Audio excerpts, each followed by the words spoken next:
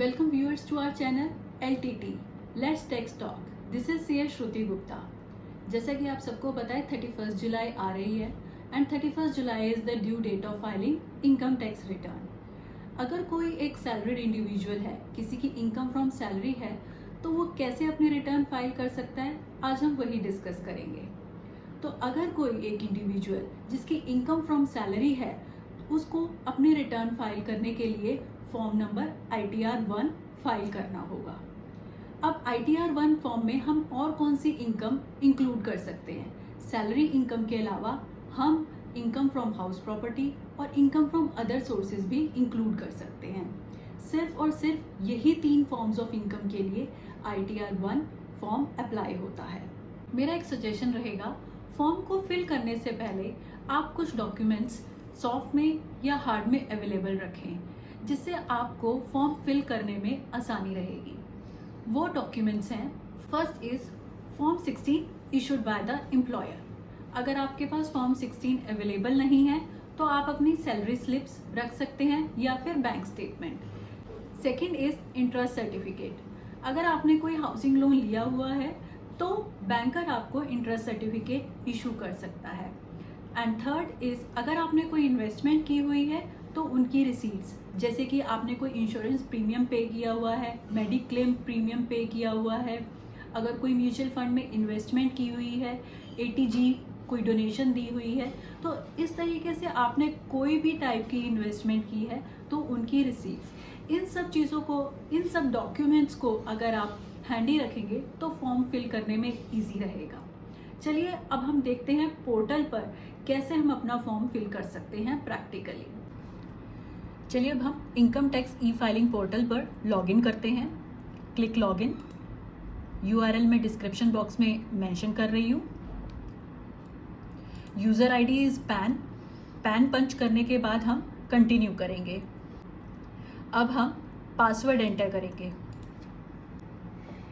Dashboard पर ई file में file income tax return choose करेंगे और फिर 23-24 करंट असेसमेंट ईयर चूज करेंगे.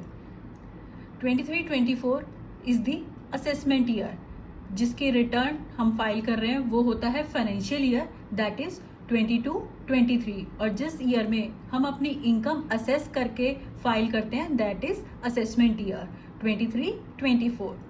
Then click online. Now click on start new filing. Now select ITR 1. Proceed with ITR 1. Select taxable income is more than basic exemption limit. Now you can see a summary board, personal information, gross total income, total deduction, taxes paid and total tax liability. सबसे ऊपर personal information आएगा जिसमें name, PAN, Aadhaar, address, phone number, contact detail होंगी. In case you want to edit तो आप उसमें edit कर सकते हैं और कंफर्म कर सकते हैं. Then gross total income. After confirming personal information, gross total income. Gross total income में हमारी 3 टाइप के इनकम हेड्स आएंगे: salary income, income from house property and then income from other sources. First we consider salary income. Skip the questions.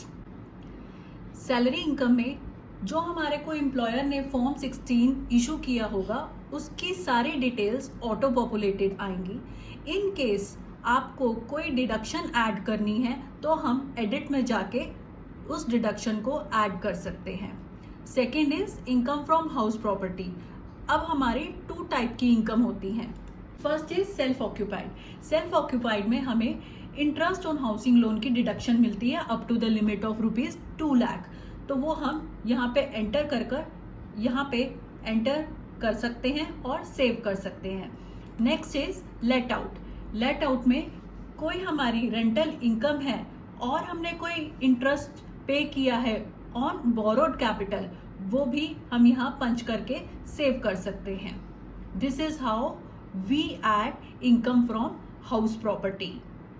Now third head is income from other sources. अब other sources से हमारी कौन कौन सी income हो सकती है? किसी भी टाइप का interest from saving bank, interest from RD, interest from FD, interest from post office, जितना भी टाइप के इंटरेस्ट होंगे वो हमारी इनकम फ्रॉम अदर सोर्सेज में आएंगे। कोई अगर हमारी डिविडेंड इनकम है तो वो हमारी अदर सोर्सेज की इनकम मानी जाएगी। अगर कोई हमारा लास्ट ईयर का इनकम टैक्स रिफंड इशू हुआ है तो interest on income tax refund भी हमारा इनकम फ्रॉम अदर सोर्सेज में माना जाएगा।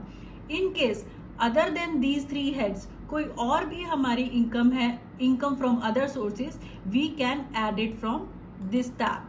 This is how we add 3 sources of income: income from salary, income from house property, and income from other sources, and gross total income. This is auto calculated. In case we have any exempted income, we can add here. Then confirm. Next step is total deduction. अब total deductions में कोई भी deduction, अगर हमने 80C में investment किया है, कोई इंश्योरेंस प्रीमियम में, कोई पीपीएफ में, कोई म्यूचुअल फंड में, कोई एफडी में, म्यूचुअल फंड और FD which are eligible for 80C, वो सब डिडक्शंस हम 80C में शो करेंगे। कोई हमने मेडिक्लेम लिया है वो 80D में शो करेंगे। कोई हमारा कंट्रीब्यूशन है पेंशन स्कीम में वो हम 80CCD2 में, 80CCD2 इज एम्प्लॉयर्स कंट्रीब्यूशन, और कोई एम्प्लॉय कंट्रीब्यूशन है तो वो 80CCD1B में शो करेंगे। कोई एजुकेशन लोन लिया है उसके इंटरेस्ट की डिडक्शन को 80E में शो करेंगे, 80TTA का डिडक्शन, किसी भी प्रकार की डिडक्शन जो है वो हम डिडक्शंस में शो करेंगे। And then continue. Then we verify the deductions whether we have entered all the deductions or not, and finally confirm the same. After confirming total deduction, next step is tax paid. Under tax paid, we verify the taxes already paid. अब taxes already paid में क्या आएगा? कोई TDS जो salary पे deduct हुआ है, कोई भी TDS other than salary deduct हुआ है, कोई TCS कलेक्ट हुआ है, कोई एडवांस टैक्स हमने पे किया है, या कोई सेल्फ असेसमेंट टैक्स हमने पे किया है। Total taxes paid and then confirm. Once taxes paid is confirm, next step is tax liability. Under this we verify the total tax liability. सबसे पहले हमारी टोटल इनकम कंप्यूट होगी। From gross total income total deductions are deducted, then total income which is liable to tax. After this, it auto calculate the tax according to the slab rates. At the end, it calculates the whole tax amount. Once all the heads are confirmed, we have to proceed. After tax calculation, अगर हमारा कोई tax payment बन रहा होगा तो वो यहाँ पे show होगा whether any tax is required to be paid or any amount is refundable. If any tax is required to be paid, then we have to click pay now. तो finally पे नाउ के बाद हम ई payment of tax करेंगे। ई payment of tax के बाद हम Aadhaar authentication के थ्रू रिटर्न को वैलिडेट करेंगे। Once the return is validated तो हमारा एक्नॉलेजमेंट जनरेट होगा। आप इस एक्नॉलेजमेंट को अपने फर्दर रिकॉर्ड्स के लिए डाउनलोड कर सकते हैं और सेव कर सकते हैं। आई होप अब इस डिस्कशन के थ्रू आप अपना ITR1 फॉर्म खुद फाइल कर पाएंगे। In case you have any issues or any queries, do let me know through comment box or you can email me. Thank you. Do subscribe to my channel. Stay safe, stay healthy. Bye bye.